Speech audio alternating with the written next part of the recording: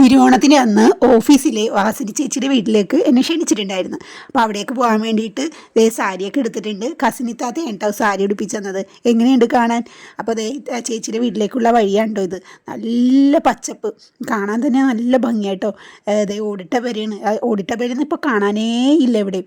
അപ്പോൾ എനിക്ക് ഒത്തിരി ഇഷ്ടമായിട്ട് അത് കണ്ടപ്പോൾ. ഇതേ ചേച്ചി വാതിക്കൽ തന്നെ ഉണ്ട്. ഓടിച്ചെന്ന് ചേച്ചിക്കൊന്ന് ഹഗ്ഗൊക്കെ കൊടുത്ത് അങ്ങനെ ഒരുപാട് നേരം നമ്മൾ സംസാരിച്ചൊക്കെ നിന്ന്. പിന്നെ ഊണിൻ്റെ ടൈം ആയപ്പോൾ അതേ ഇലയൊക്കെ വിളമ്പി ഒരുപാട് കറികളുണ്ടായിരുന്നു കേട്ടോ.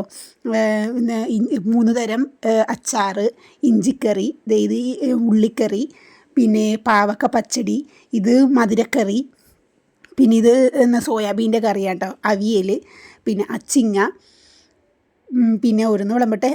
ഇത് ക്യാബേജ്, പിന്നെ ചോറ്, കട്ടിപ്പരിപ്പ്, ഒന്നും പറയേണ്ട സാമ്പാർ, പിന്നെ മോര് കറി, അങ്ങനെ ഒത്തിരി കറികളുണ്ടായിരുന്നു കേട്ടോ. എല്ലാം കൂടെ ഒരു 10-20 മേലെ കറികളുണ്ടായിരുന്നു കേട്ടോ. പപ്പടം, ഉപ്പേരി, അങ്ങനെ എല്ലാം കൂടെ കൂടിയിട്ട്. പിന്നെ 2 തരം പായസം ഉണ്ടായിരുന്നു. പരിപ്പ് പായസവും സേമിയ പായസവും, നല്ല മിൽക്ക് മെയ്ഡൊക്കെ ഇട്ടിട്ടുള്ള നല്ല അടിപൊളി സേമിയ പായസമായിരുന്നു കേട്ടോ. അങ്ങനെ എല്ലാം കഴിച്ച് അവസാനത്തെ പായസവും പഴവും കൂടി ഇങ്ങനെ ഇലയിലിട്ട് കുഴച്ചിരുന്നത് എനിക്ക് ഭയങ്കര ഇഷ്ടമുണ്ട്. അടിപൊളി പായസമായിരുന്നു കേട്ടോ. കറികളും സൂപ്പറായിരുന്നു കേട്ടോ. എല്ലാം കഴിഞ്ഞിട്ട് കുറച്ച് സേമിയയും കഴിച്ച് പിന്നെ നമ്മൾ ഫോട്ടോസൊക്കെ എടുത്തിട്ട് അവിടെ നിന്ന് യാത്ര പറഞ്ഞു.